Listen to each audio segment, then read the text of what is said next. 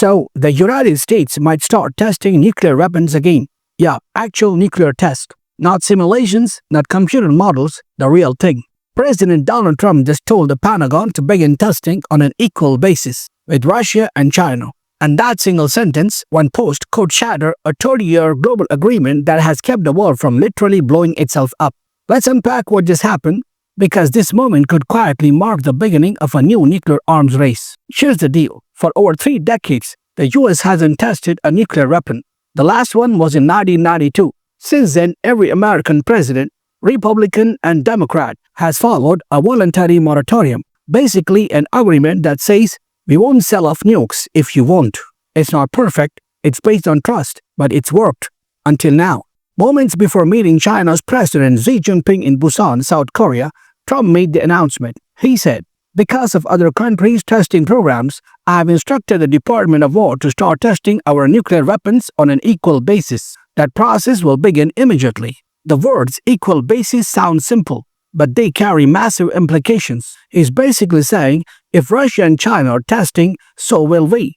Which sounds fair until you realize no one has officially tested a nuclear weapon since the 1990s. Not Russia, not China, not the US, at least not openly. So now the question isn't just what does this mean for America, it's what does this mean for everyone else watching. Because nuclear testing isn't just about explosions, it's about signaling intent. It tells the world we are ready to build, upgrade, and use. When you test nuclear weapons, you're not just refining your arsenal, you're sending a message.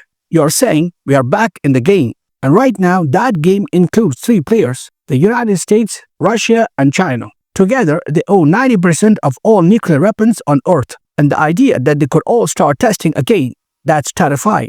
Let's rewind for a second. In 1996, most of the world signed the Comprehensive Nuclear Test Ban Treaty, the CTBT. It bans all nuclear explosions no matter what. But here's a twist. The US signed it and never ratified it. Neither did China. Neither did North Korea. Neither did Pakistan or India. And you know who didn't even sign? Russia did, but with caveats. So technically, Trump's move doesn't break a treaty, but it does break a promise. One that's been holding global stability together for decades. Now, let's look at why Trump says he's doing this. He claims that Russia and China are secretly testing nuclear-capable systems, developing new generation weapons that the US needs to match. And to be fair, he's not totally making it up. Russia has tested something called the Burevestnik, a nuclear-powered cruise missile, and the Poseidon, a nuclear-powered torpedo that could theoretically create a radioactive tsunami. Meanwhile, China has been expanding its arsenal fast. According to the Pentagon, they might have 1,000 warheads by the end of this decade, a new missile basis to launch them. So from Trump's point of view, the US is just catching up. But here's the irony. The US already has nearly 6,000 warheads. Russia has about the same. China around 500 to 600. So this isn't a numbers problem. It's a trust problem. And once trust breaks, arms races begin. Here's the part that's hard to ignore. Trump made this announcement right before meeting Xi Jinping. Timing matters in politics. This wasn't just a defense move. It was a signal. To China, to Russia, to Congress, to voters back home. It says America's not backing down, but it also puts enormous pressure on the international order, the delicate system that's been trying to stop exactly this kind of escalation. Because if the US restarts testing, here's what happens next. Russia will act accordingly. That's a quote from the Kremlin. China will accelerate its own testing. India and Pakistan could follow. And North Korea?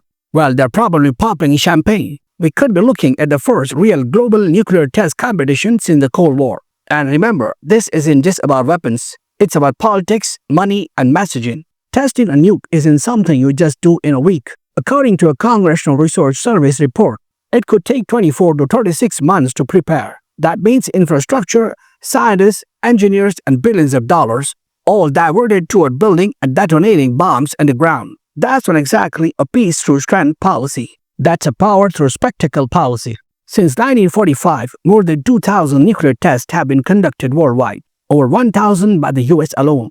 Each of these tests left behind craters, radiation, and generations of illness. Nevada, Kazakhstan, the Pacific Islands. Entire communities still live with the fallout, literally. So when you hear nuclear testing, it's not just about missiles, it's about people. The workers who built those test sites, the families who lived downwind, the soldiers who watched explosions in the desert. Every test has a human cost. Every mushroom cloud has a shadow that lasts decades. Now, how's the world reacting?